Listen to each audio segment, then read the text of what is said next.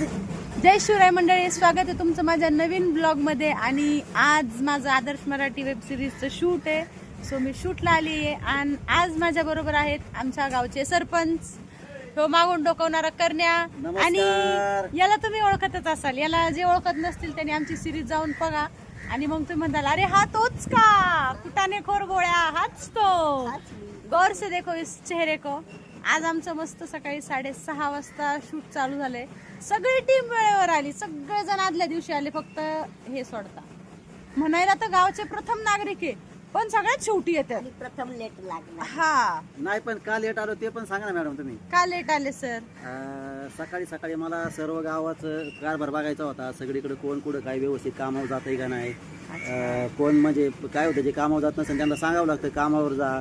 सगळ्या बायांनी भांडी बिंडी घासली का नाही, नवऱ्याला व्यवस्थित आवाजाव घातले का नाही, सगळ्या गावात बघावं लागतं ना। काहीच नाही, असं काहीच नाही। त्यांना गावातल्या नागरिकांचे ना उत्पन्नाचे दाखले वाटायचे होते म्हणून लेट झाले, त्याच्यामुळे ते लेट आलेले।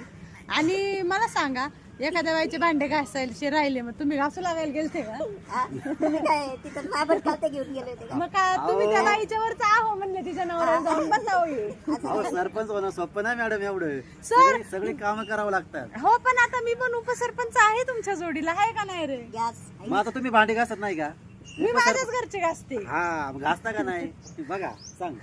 कमस कम तुम्ही मग तुमच्या घरचे तरी घातले द्या ना। मी घासतो।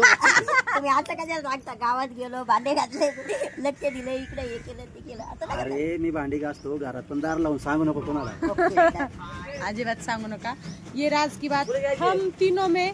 आणि ते मध्ये मध्ये जाहिरात लागते ना, त्याच्यातच राहील। चला आता आमचा सीन आहे, बाय बाय, भेटूया पुढच्या ब्लॉग मध्ये।